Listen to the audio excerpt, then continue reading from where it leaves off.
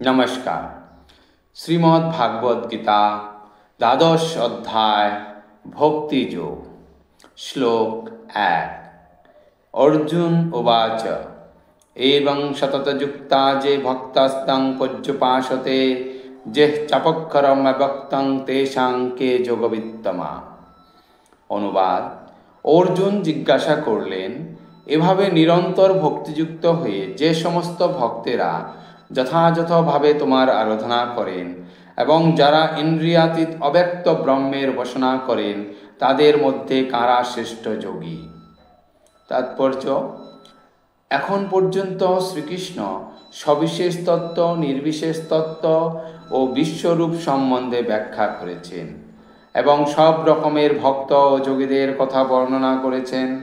সাধারণত পরমার্থবাদীদের দুটি শ্রেণীতে ভাগ করা যায়, একটি নির্বিশেষবাদী, অপরটি সবিশেষবাদী। সবিশেষবাদী ভক্তেরা তাদের সমস্ত শক্তি দিয়ে ভগবানের সেবায় নিযুক্ত হন। নির্বিশেষবাদীরা নিযুক্ত হলেও সরাসরিভাবে শ্রীকৃষ্ণের সেবা করেন না, তারা অব্যক্ত নির্বিশেষ ব্রহ্মের ধ্যানে মগ্ন হন। এই অধ্যায়ে আমরা দেখতে পাই যে পরম তত্ত্ব উপলব্ধি করার জন্য যে সমস্ত ভিন্ন ভিন্ন প্রক্রিয়া আছে তার মধ্যে ভক্তিযোগী সর্বশ্রেষ্ঠ। যদি কেউ পরমেশ্বর ভগবানের সান্নিধ্য লাভের জন্য একান্তই আকাঙ্ক্ষী হন, তাহলে তাকে ভক্তিযোগের পন্থা অবলম্বন করতেই হবে। ভক্তিযোগে প্রত্যক্ষভাবে যারা ভগবানের আরাধনা করেন তাদের বলা হয় সবিশেষবাদী। নির্বিশেষ ব্রহ্মের ধ্যানে যারা নিযুক্ত হন তাদের বলা হয় নির্বিশেষবাদী। অর্জুন এখানে জিজ্ঞাসা করছেন, কোন পন্থাটি অধিকতর শ্রেয়? পরম তত্ত্ব উপলব্ধি করবার ভিন্ন ভিন্ন পন্থা আছে, কিন্তু এই অধ্যায়ে শ্রীকৃষ্ণ জানিয়েছেন যে ভক্তিযোগ অথবা ভক্তির মাধ্যমে তার সেবা করাই সর্বশ্রেষ্ঠ। ভগবানের সঙ্গে যুক্ত হওয়ার এটি সবচেয়ে প্রত্যক্ষ ও সহজ পন্থা। ভগবদ্গীতার দ্বিতীয় অধ্যায়ে পরমেশ্বর ভগবান ব্যাখ্যা করে বলেছেন যে জড়দেহটি জীবের স্বরূপ নয়। জীবের স্বরূপ হচ্ছে চিৎস্ফুলিঙ্গ, আর পরম তত্ত্ব হচ্ছেন বিভু চৈতন্য। সপ্তম অধ্যায়ে শ্রীকৃষ্ণ জীবকে বিভু চৈতন্যের বিভিন্নাংশ বলে বর্ণনা করেছেন এবং সেই বিভু চৈতন্য ভগবানের প্রতি জীবের চেতনাকে সম্পূর্ণভাবে নিবদ্ধ করতে তিনি নির্দেশ দিয়েছেন। তারপর অষ্টম অধ্যায়ে বলা হয়েছে যে মৃত্যুর সময় যিনি শ্রীকৃষ্ণকে চিন্তা করেন তিনি তৎক্ষণাৎ অপ্রাকৃত জগতে শ্রীকৃষ্ণের ধামে উত্তীর্ণ হন। আর ষষ্ঠ অধ্যায়ের শেষে ভগবান স্পষ্টভাবে বলেছেন যে সমস্ত যোগীদের মধ্যে যিনি তার অন্তরে নিরন্তর শ্রীকৃষ্ণের কথা চিন্তা করেন তিনি সর্বশ্রেষ্ঠ যোগী। সুতরাং কার্যত প্রত্যেকটি অধ্যায়েরই উপসংহারে বলা হয়েছে যে সকলেরই সবিশেষ কৃষ্ণরূপের প্রতি আসক্ত হওয়া উচিত, কেননা সেটি সর্বশ্রেষ্ঠ পারমার্থিক উপলব্ধি। তবুও কিছু লোক আছে যারা শ্রীকৃষ্ণের সবিশেষ রূপের প্রতি আসক্ত নয়। তারা এই বিষয়ে এমনই গভীরভাবে আসক্তিহীন যে ভগবদ্গীতার ভাষ্য রচনাকালেও তারা অন্য সকলকে কৃষ্ণ বিমুখ করতে চায় এবং নির্বিশেষ ব্রহ্মজ্যোতির প্রতি সমস্ত অনুরক্তি আরোপ করে থাকে। যে পরম তত্ত্ব অব্যক্ত ও ইন্দ্রিয়াতীত, সেই নির্বিশেষ প্রকাশের ধ্যানে মনোনিবেশ করতেই তারা পছন্দ করে। আর তাই বাস্তবিক পক্ষে পরমার্থবাদীরা দুটি ভাগে বিভক্ত। এখানে অর্জুন জানবার চেষ্টা করেছেন যে এই দুই রকমের পরমার্থবাদের মধ্যে কোন পন্থাটি সহজতর এবং কোনটি শ্রেয়তর। পক্ষান্তরে বলা যায় যে তিনি তার নিজের অবস্থাটি যাচাই করে নিচ্ছেন, কারণ তিনি শ্রীকৃষ্ণের সবিশেষ রূপের প্রতি আসক্ত। নির্বিশেষ ব্রহ্মের প্রতি তিনি আসক্ত নন। তিনি জানতে চাইছেন যে তার অবস্থাটি নিরাপদ কিনা। এই জড়জগতেই হোক বা চিৎজগতেই হোক, ভগবানের নির্বিশেষ প্রকাশ ধ্যানের পক্ষে একটি সমস্যা স্বরূপ। প্রকৃতপক্ষে কেউই পরম তত্ত্বের নির্বিশেষ প্রকাশটি যথাযথভাবে কল্পনা করতে পারে না। তাই অর্জুন বলতে চাইছেন, এভাবে সময় নষ্ট করে কী লাভ। একাদশ অধ্যায়ে অর্জুনের অভিজ্ঞতা হয়েছে যে শ্রীকৃষ্ণের সবিশেষ রূপের প্রতি আসক্ত থাকাই উত্তম, কারণ তা হলে অনায়াসে তার অনন্য রূপ সম্বন্ধে যুগপৎভাবে অবগত হওয়া যায় এবং তা তার কৃষ্ণপ্রেমে কোনো বিঘ্ন সৃষ্টি করে না। শ্রীকৃষ্ণের কাছে অর্জুনের এই গুরুত্বপূর্ণ প্রশ্নটি পরম তত্ত্বের নির্বিশেষ ও সবিশেষ ধারণার মধ্যে পার্থক্য আরও স্পষ্টভাবে নিরূপণ করবে। শ্লোক 2। শ্রী ভগবান উবাচ মজ্জাভ্যস্য মনোজে মাং নিত্যযুক্তা উপাসতে শ্রদ্ধয়া পরয়োপেতান্তে মে যুক্ততম মতা। অনুবাদ: শ্রী ভগবান বললেন, যারা তাদের মনকে আমার সবিশেষ রূপে নিবিষ্ট করেন এবং অপ্রাকৃত শ্রদ্ধা সহকারে নিরন্তর আমার উপাসনা করেন, আমার মতে তারাই সর্বশ্রেষ্ঠ যোগী। অর্জুনের প্রশ্নের উত্তরে শ্রীকৃষ্ণ স্পষ্টভাবে বলেছেন, যারা মন তার সবিশেষ রূপে আবিষ্ট এবং শ্রদ্ধা ও ভক্তি সহকারে যিনি তার উপাসনা করেন, তাকেই সর্বশ্রেষ্ঠ যোগী বলে জানতে হবে। এইভাবে যিনি কৃষ্ণ ভাবনায় ভাবিত হয়েছেন, তিনি আর কখনো জাগতিক কর্মবন্ধনে আবদ্ধ হন না, কারণ শ্রীকৃষ্ণের প্রীতি সাধনের জন্যই তখন সব কিছুই করা হয়। শুদ্ধ ভক্ত সর্বদাই ভগবানের সেবায় যুক্ত থাকেন। কখনো তিনি ভগবানের নাম কীর্তন করেন, কখনো তিনি ভগবানের কথা শ্রবণ করেন অথবা শ্রীকৃষ্ণ সম্বন্ধীয় গ্রন্থ পাঠ করেন, কখনো বা তিনি শ্রীকৃষ্ণের জন্য রন্ধন করেন অথবা বাজারে গিয়ে শ্রীকৃষ্ণের জন্য কোনো কিছু ক্রয় করেন, কখনো তিনি মন্দির অথবা বাসনপত্র মার্জন করেন। তিনি যাই করুন না কেন, কৃষ্ণ সেবার উদ্দেশ্যে কর্ম না করে তিনি এক মুহূর্তও নষ্ট করেন না। এই ধরনের কর্মসাধনই হচ্ছে পূর্ণ সমাধি। শ্লোক 3 এবং 4। যে তক্ষরম নির্দেশ্যমেবক্তং পর্যুপাসতে সর্বত্র গম চিন্তং চ কুটস্থমচলং ধ্রুবম সংনিয়মন্রিয় গ্রামং সর্বত্র সমবুদ্ধয় তে পাপ্নুবন্তি মামেব সর্বভূতহিতেরতা। অনুবাদ: যারা সমস্ত ইন্দ্রিয় সংযত করে সকলের প্রতি সমভাবাপন্ন হয়ে এবং সর্বভূতের কল্যাণে রত হয়ে আমার অক্ষর, অনির্বচনীয়, অব্যক্ত, সর্বব্যাপী, অচিন্ত, অপরিবর্তনীয়, অচল, ধ্রুব ও নির্বিশেষ স্বরূপকে উপাসনা করেন, তারা অবশেষে আমাকেই প্রাপ্ত হন। তাৎপর্য: যারা প্রত্যক্ষভাবে পরমেশ্বর ভগবান শ্রীকৃষ্ণের আরাধনা করেন না, কিন্তু পরোক্ষ পন্থায় সেই একই উদ্দেশ্য সাধন করার চেষ্টা করেন, তারাও পরিণামে সেই পরম লক্ষ্য শ্রীকৃষ্ণকে প্রাপ্ত হন। বহু জন্ম জন্মান্তরে সাধনার পর জ্ঞানী আমাকে বাসুদেবী সব কিছু বলে জেনে আমার চরণে প্রপত্তি করেন। বহু জন্মের পরে কোনো মানুষ যখন পূর্ণজ্ঞান লাভ করেন, তখন তিনি পরমেশ্বর ভগবান শ্রীকৃষ্ণের চরণে আত্মনিবেদন করেন। এই শ্লোকগুলিতে যে পন্থার বর্ণনা করা হয়েছে, সেই অনুসারে ভগবানের প্রতি অগ্রসর হতে হলে ইন্দ্রিয় দমন করতে হবে, সকলের প্রতি সেবাপরায়ণ হতে হবে এবং সমস্ত প্রাণীর কল্যাণ সাধনে ব্রতী হতে হবে। এই শ্লোকের সিদ্ধান্ত এই যে আমাদের ভগবান শ্রীকৃষ্ণের সমীপবর্তী হতে হবে, তা না হলে কখনোই পূর্ণ উপলব্ধি হবে না। অধিকাংশ ক্ষেত্রেই অনেক কৃচ্ছ সাধন করার পরই কেবল শ্রীকৃষ্ণের প্রতি শরণাগতি আসে।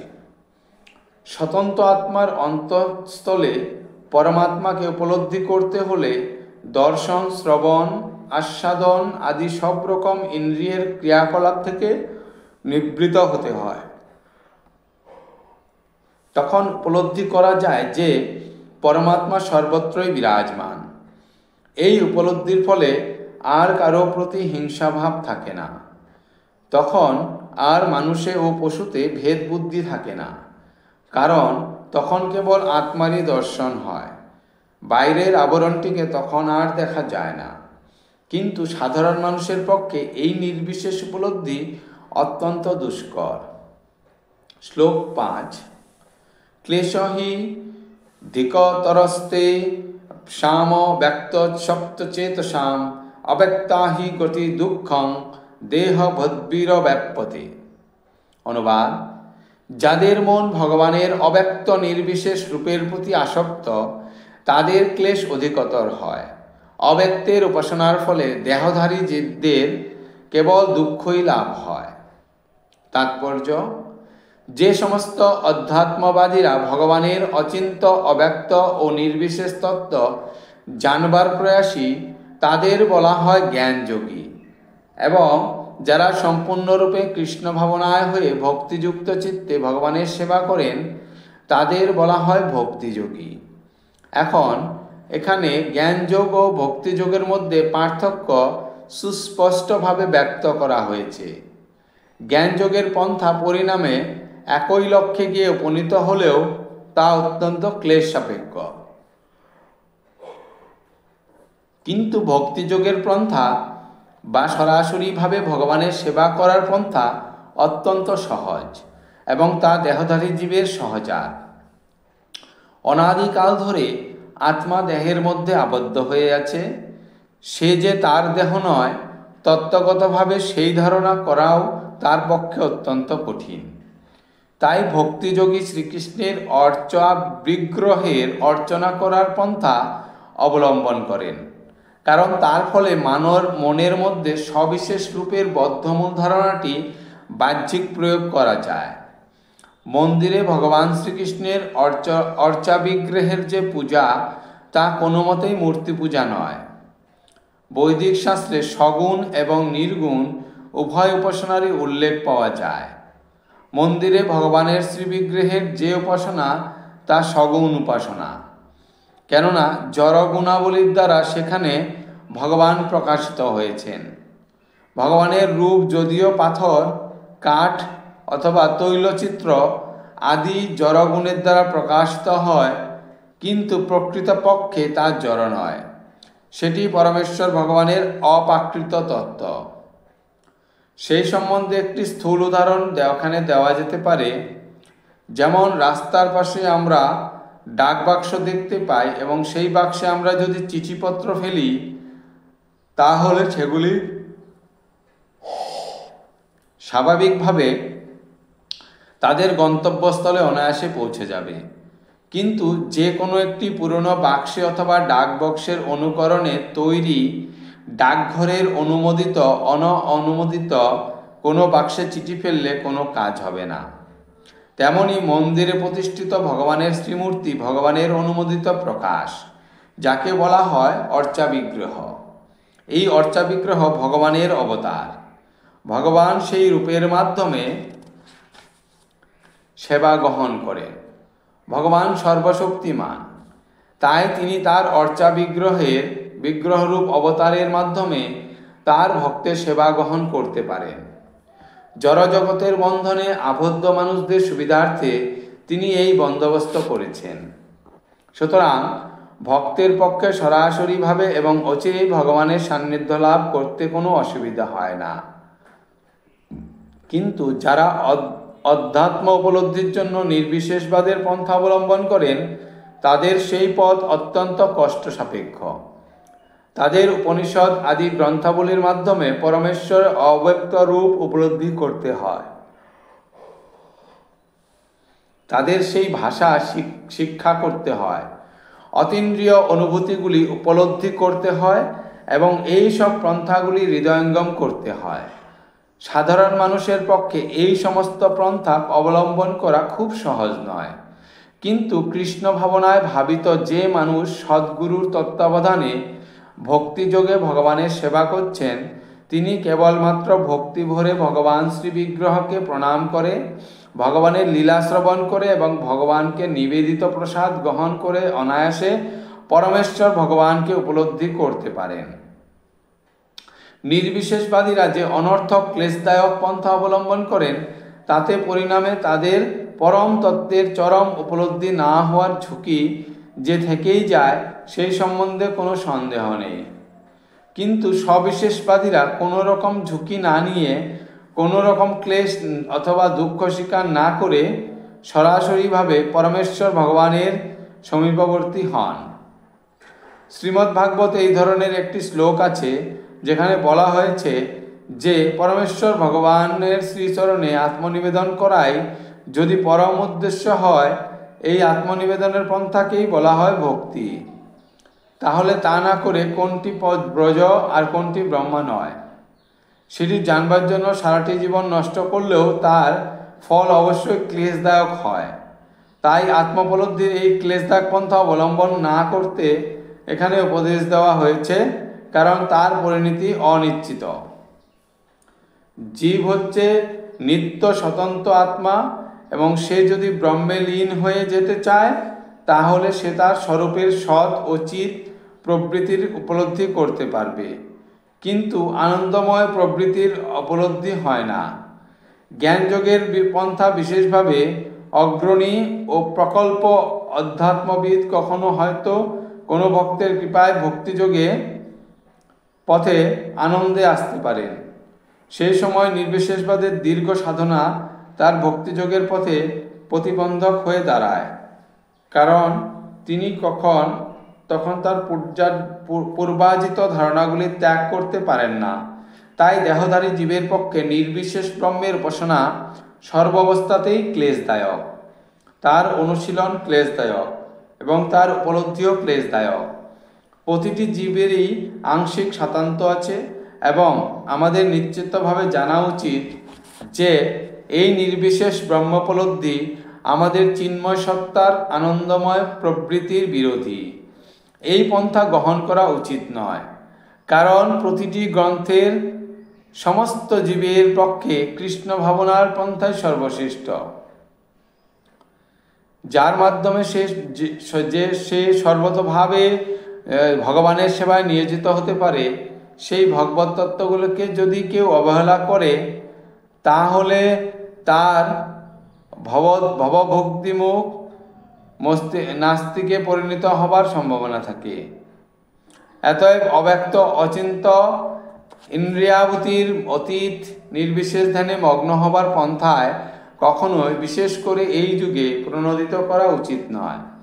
যে সম্বন্ধে এই শ্লোকে উল্লেখ করা হয়েছে সেটি ভগবান শ্রীকৃষ্ণের দ্বারা উপদিষ্ট হয়নি। শ্লোক 6 এবং 7, যেতু সর্বাণি কর্মাণি ময়ি সংন্যস্য মৎপরা অনন্যৈব যোগেন মাং ধ্যায়ন্তে উপাসতে তেষামহং সমুদ্ধতা স্মৃত্য মৃত্যু সংসার সাগরাৎ ভবামি ন চিরাৎ পার্শ্ব মজ্জাবেশিত চেতসাম। অনুবাদ: যারা সমস্ত কর্ম আমাদের সমর্পণ করে মতপরায়ণ হয়ে অন্যান্য ভক্তিগণের দ্বারা আমার ধ্যানপূর্বক উপাসনা করেন, হে পার্থ, আমাতে আবিষ্ট চিত্ত সেই সমস্ত ভক্তদের আমি মৃত্যুময় সংসার সাগর থেকে অচিরেই উদ্ধার করি।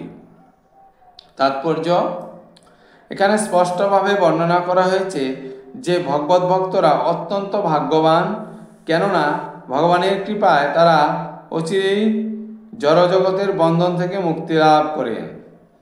শুদ্ধ ভক্তিজনে যোগে ভক্তবুদ্ধি করতে পারেন যে ভগবান মহান এবং প্রতিটি স্বতন্ত্র জীবাত্মায় তার অধীন। প্রতিটি জীবের কর্তব্য ভগবানের সেবা করা, আর সে যদি তা না করে তাহলে তাকে মায়ার দাসত্ব করতে হবে। পূর্বে যেটি বলা হয়েছে, কেবলমাত্র ভক্তিযুক্ত সেবার মাধ্যমেই পরমেশ্বর ভগবানকে হৃদয়ঙ্গম করা যায়। তাই আমাদের পূর্ণরূপে আত্মোপসর্গ করতে হবে। শ্রীকৃষ্ণকে লাভ করতে হলে আমাদের মনকে সর্বতভাবে শ্রীকৃষ্ণের নিবদ্ধ করতে হবে। কেবলমাত্র শ্রীকৃষ্ণের জন্যই আমাদের কর্ম করতে হবে। যে কর্মই আমরা করি না কেন তাতে কিছু যায় আসে না, কিন্তু সেই কামটি কেবলমাত্র শ্রীকৃষ্ণের জন্যই করতে হবে। সেটি ভক্তিযোগের মানদণ্ড। পরমেশ্বর ভগবান শ্রীকৃষ্ণের সন্তোষ বিধান করা ছাড়া ভক্ত আর কিছুই কামনা করেন না। তার জীবনের একমাত্র উদ্দেশ্য শ্রীকৃষ্ণকে আনন্দ দান করা এবং সেই জন্য তিনি সব কিছু ত্যাগ করতে পারেন, ঠিক যেমনটি কুরুক্ষেত্রের যুদ্ধে অর্জুন করেছিলেন। এই পন্থাটি অত্যন্ত সরল। আমরা আমাদের বৃত্তিগত কাজকর্ম করে যেতে পারি এবং সেই সঙ্গে সঙ্গে সঙ্গে আমরা আমার বৃত্তিগত কাজকর্ম ছেড়ে যেতে পারি এবং সেই সঙ্গে হরে কৃষ্ণ কৃষ্ণ কৃষ্ণ হরে হরে, হরে রাম রাম রাম হরে হরে এই মহামন্ত্র কীর্তন করতে পারি। এই অপ্রাকৃত কীর্তন ভক্তকে পরমেশ্বর ভগবানের প্রতি আকৃষ্ট করে। ভগবান এখানে প্রতিজ্ঞা করেছেন যে এভাবে তার সেবায় নিযুক্ত তার শুদ্ধ ভক্তকে তিনি অচিরেই জড়জগৎ থেকে উদ্ধার করবেন। যারা যোগসিদ্ধি লাভ করেছেন তারা ইচ্ছা অনুসারে তাদের ঈপ্সিত যে কোনো লোকে আত্মাকে স্থানান্তরিত করতে পারেন এবং অন্যেরা নানাভাবে বিভিন্ন পন্থার সুযোগ নিয়ে থাকেন। কিন্তু ভক্তের ক্ষেত্রে এখানে স্পষ্টভাবে বলা হয়েছে যে ভগবান তাকে নিজেই তার কাছে নিয়ে যান। অপ্রাকৃত জগতে প্রবেশ করবার জন্য ভক্তকে নানা রকম সিদ্ধি লাভের জন্য অপেক্ষা করতে হয়। এই শ্লোকের তাৎপর্য এই যে অপ্রাকৃত লোকে প্রবেশ করবার জন্য ভক্তকে অষ্টাঙ্গ যোগের অনুশীলন করতে হয় না। পরমেশ্বর ভগবান নিজেই তাকে অপ্রাকৃত জগতে নিয়ে যাবার দায়িত্ব গ্রহণ করেন। এখানে তিনি সুস্পষ্টভাবে নিজেকে ত্রাণকর্তা রূপে বর্ণনা করেছেন। একটি শিশুকে তার পিতামহ সর্বতভাবে লালন পালন করেন এবং তার ফলে সে নিরাপদে থাকে। ঠিক তেমনি ভক্তকে যোগাসনের মাধ্যমে অন্যান্য গ্রহলোকে যাবার জন্য কোনো রকম চেষ্টা করার প্রয়োজন হয় না। পক্ষান্তরে পরমেশ্বর ভগবান তার পরম কৃপা বলে তার বাহন গরুরের পিঠে চড়ে এসে তৎক্ষণাৎ তার ভক্তকে জড়জগতের বন্ধন থেকে উদ্ধার করেন। সমুদ্রের মাঝখানে পতিত হয়ে যে মানুষ ক্লেশ ভোগ করছে সে একজন লক্ষ্য সাঁতারু হলেও নিজেকে রক্ষা করতে পারে না, কিন্তু কেউ যদি এসে তাকে সেই সমুদ্র থেকে তুলে নেয় তাহলে সে অনায়াসেই রক্ষা পেতে পারে। তেমনি ভগবান তার ভক্তকে জড়জগৎ থেকে উদ্ধার করেন। আমাদের কেবল ভক্তিযুক্ত ভগবৎ সেবায় নিযুক্ত হয়ে কৃষ্ণ ভাবনায় অতি সরল পন্থা অনুশীলন করতে হবে। যে কোনো বুদ্ধিমান মানুষেরই কর্তব্য অন্য সমস্ত পন্থা পরিত্যাগ করে সর্বদা ভগবত ভক্তির পন্থা অবলম্বন করা। নায়ানারী রমির গ্রন্থে এই সম্বন্ধে প্রতিপন্ন করে বলা হয়েছে, যাহ বৈ সাধন সম্পত্তি পুরুষার্থ চতুষ্টয় তয়া বিনা তদাপ্নতি নরৌ নারায়ণ শ্রয়। এই শ্লোকের তাৎপর্য এই যে সন্তান কর্মের বিভিন্ন পন্থায় ব্রতী না হয়ে অথবা মনোধর্মপ্রসূত কারণে জ্ঞানের অনুশীলন না করে ভক্তিযোগে ভগবানের যোগ সেবা করলেই সব রকমের ধর্মাচরণ, যোগ, দান, ধ্যান, যোগ, তপস্যা আদির সমস্ত ফল প্রাপ্ত হওয়া চায়। সেটি ভক্তিযোগের বিশেষ আশীর্বাদ। কেবলমাত্র শ্রীকৃষ্ণের দিব্য নাম সমন্বিত মহামন্ত্র হরে কৃষ্ণ কৃষ্ণ কৃষ্ণ হরে হরে, হরে রাম রাম রাম হরে হরে কীর্তন করার ফলে ভগবত ভক্ত অনায়াসে ও সানন্দে পরম লক্ষ্যে উপনীত হতে পারেন, যা অন্য কোনো ধর্মাচরণের মাধ্যমে প্রাপ্ত হওয়া সম্ভব নয়। ভগবদ্গীতার ৮ অধ্যায় উপসংহারে ভগবান বলেছেন, সর্বধর্মান পরিত্যাজ্য মামেকং শরণং ব্রজ, অহং তাং সর্বাপাপেভ্য মোক্ষয়সি মা শুদ্ধ। আত্মজ্ঞান লাভের জন্য সমস্ত প্রক্রিয়াগুলি বর্জন করে কেবলমাত্র কৃষ্ণ ভাবনাময় ভগবত ভক্তির অনুশীলন করতে হবে। সেটি জীবনের পরম উদ্দেশ্য সাধনের যোগ্যতা পরম প্রদান করবে। তখন অতীত জীবনের পাপময় কর্মের জন্য চিন্তা করার কোনো প্রয়োজন নেই, কারণ ভগবান আমাদেরকে সমস্ত পাপ থেকে মুক্ত করবেন। সুতরাং অন্যান্য প্রক্রিয়ার মাধ্যমে আত্মজ্ঞান লাভ করে নিজেকে উদ্ধার করার ব্যর্থ প্রয়াস করার কোনো প্রয়োজন নেই। সকলেরই সর্বশক্তিমান ভগবান শ্রীকৃষ্ণের চরণবিন্দে আশ্রয় গ্রহণ করা কর্তব্য। সেটি জীবনের পরম পূর্ণতা। শ্লোক 8। মজ্জেব্য মনো আধচ্ছ ময়ি বুদ্ধি নিবেশয় নিবশ্যসি মজ্জেব অতঃ উদ্ধং ন সংশয়। অনুবাদ: অতএব আমাতেই তুমি তোমার মন সমাহিত করো এবং আমাতেই সমস্ত বুদ্ধি অর্পণ করো, তার ফলে তুমি সর্বদাই আমার নিকটে বাস করবে, সেই সম্বন্ধে কোনো সন্দেহ নেই। অনুবাদ: অতএব আমাতেই তুমি তোমার মন সমাহিত করো এবং আমাতেই সমস্ত বুদ্ধি অর্পণ করো, তার ফলে তুমি সর্বদাই আমার নিকটে বাস করবে, সেই সম্বন্ধে কোনো সন্দেহ নেই। তাৎপর্য: যিনি ভগবান শ্রীকৃষ্ণের ভক্তিযুক্ত সেবায় রত, তিনি ভগবানের সঙ্গে সরাসরি সম্পর্কযুক্ত হয়ে জীবন ধারণ করেন। তাই তিনি যে প্রথম থেকেই অপ্রাকৃত স্তরে অধিষ্ঠিত, সেই সম্বন্ধে কোনো সন্দেহ নেই। ভক্ত জড়জাগতিক স্তরে স্থিত নন, তার জীবন কৃষ্ণ ক্যান্ডি, ভগবানের নাম স্বয়ং ভগবান থেকেও অভিন্ন। তাই ভক্ত যখন শ্রীকৃষ্ণ মহামন্ত্রে উত্তীর্ণ করেন, তখন শ্রীকৃষ্ণ ও তার অন্তরঙ্গ শক্তি ভদ্রের জিহ্বায় নর্তন করেন। ভক্ত যখন শ্রীকৃষ্ণকে ভোগ নিবেদন করেন, শ্রীকৃষ্ণ তখন সেই ভোগ সরাসরিভাবে গ্রহণ করেন এবং শ্রীকৃষ্ণের সেই উচ্ছিষ্ট প্রসাদ খেয়ে ভক্ত কৃষ্ণ ভাবনাময় হয়ে ওঠেন। সেটি যে কি করে সম্ভব হয় ভগবানের সেবায় ব্রতী না হওয়া পর্যন্ত তা বুঝতে পারা যায় না, যদিও ভগবদ্গীতা ও অন্যান্য বৈদিক শাস্ত্রে এই পদ্ধতির বর্ণনা করা হয়েছে। শ্লোক 9। অথ চিত্তং সমাধাতুং ন শক্নোষি ময়ি স্থিরম অভ্যাস যোগেন তত মামিচ্ছাপ্তুং ধনঞ্জয়।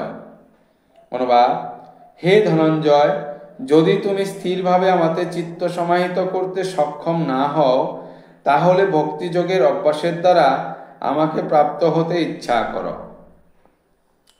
তাৎপর্য: এই শ্লোকে ভগবানের ভক্তিযোগে দুটি ক্রমোন্নতির কথা বলা হয়েছে। প্রথমটি তাদের ক্ষেত্রে বলা প্রযোজ্য যারা অপ্রাকৃত প্রেমে পরমেশ্বর ভগবান শ্রীকৃষ্ণের প্রতি আসক্ত হয়েছেন, আর অপরটি হচ্ছে যারা প্রাকৃত প্রেমে ভগবানের প্রতি আসক্ত হতে পারেনি।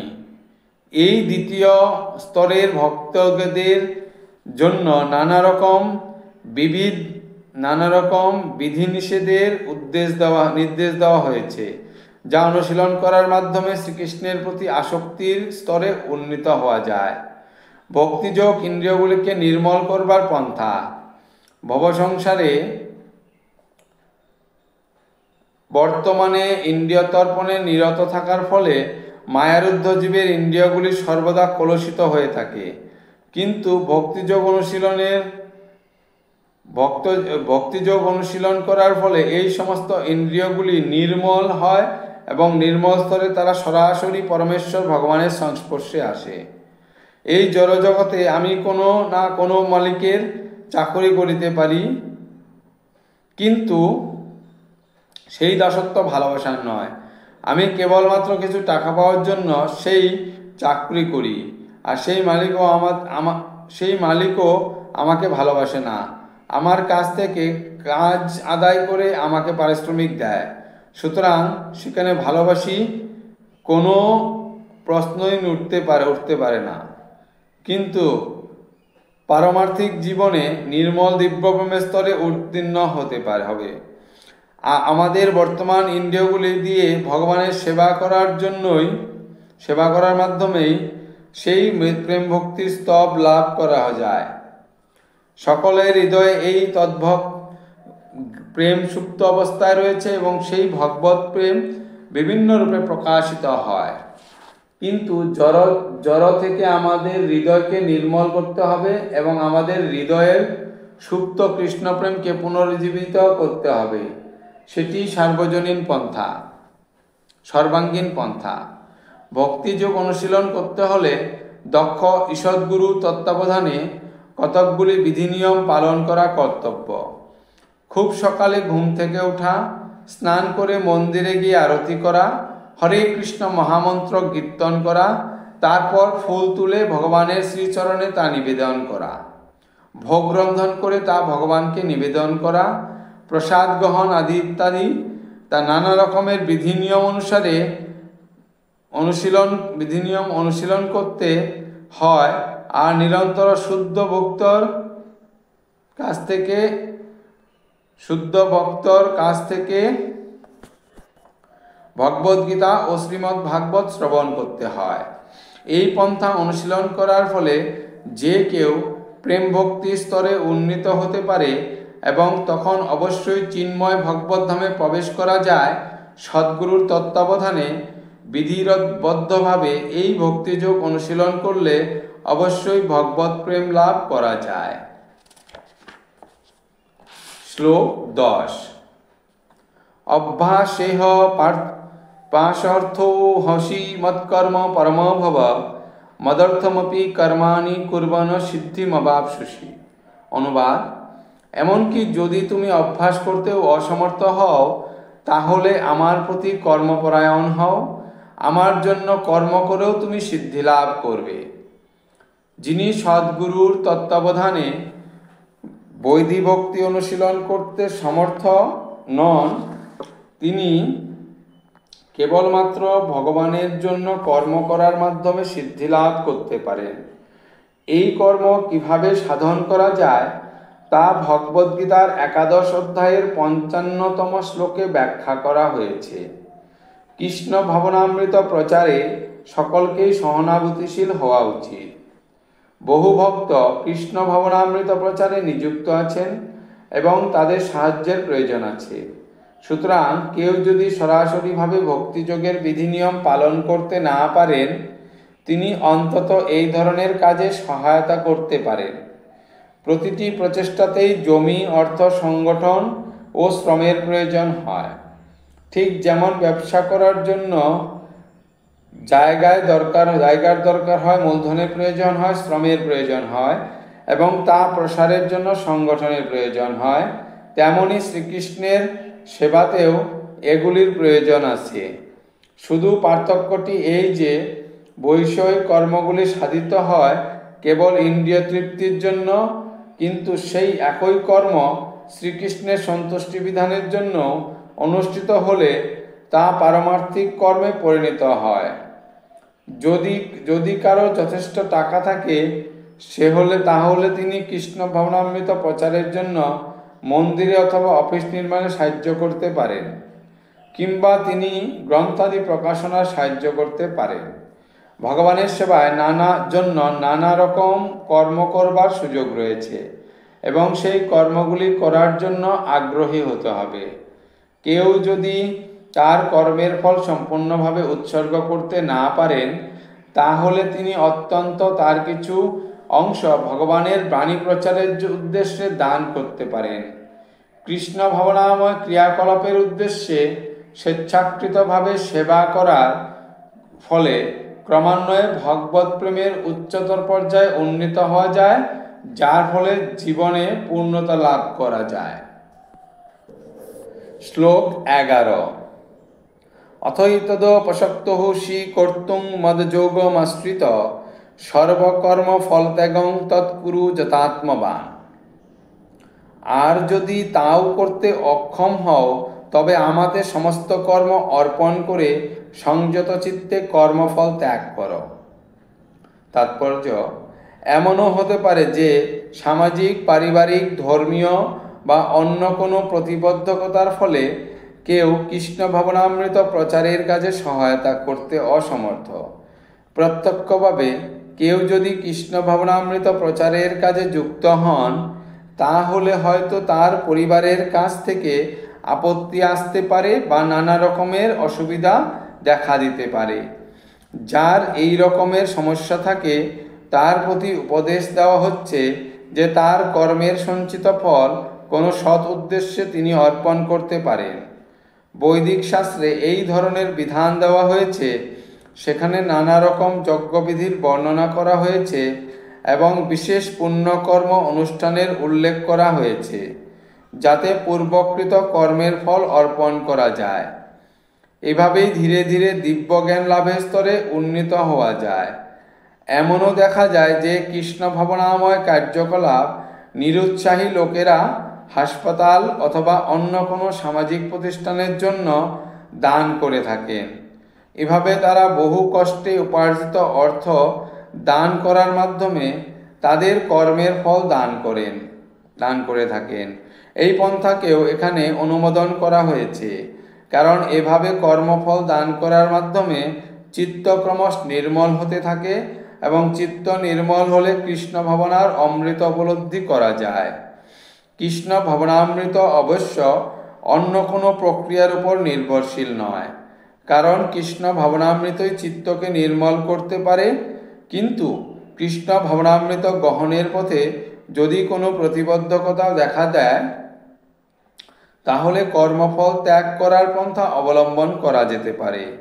সেই সূত্রে সমাজসেবা, সম্প্রদায় সেবা, জাতির সেবা, দেশের জন্য ত্যাগ ইত্যাদি পন্থা গ্রহণ করা যায়, যাতে এভাবে কর্মফল ত্যাগ করার ফলে কোনো এক সময়ে শুদ্ধ ভগবত ভক্তি স্তরে উন্নীত হওয়া যেতে পারে। ভগবদ্গীতায় বলা হয়েছে, যৎ প্রবৃত্তি ভূতানাম। কেউ শ্রীকৃষ্ণকে সর্বকারণের পরম কারণ রূপে উপলব্ধি না করেও যদি পরম কারণের উদ্দেশ্যে কোনো কিছুর অর্পণ করতে মনস্থ করে থাকেন, তাহলে সেই কর্ম অর্পণ রূপ ত্যাগের মাধ্যমে তিনি ধীরে ধীরে এক সময় জানতে পারবেন যে শ্রীকৃষ্ণই সর্বকারণের পরম কারণ। প্রথম ভাগ সমাপ্ত।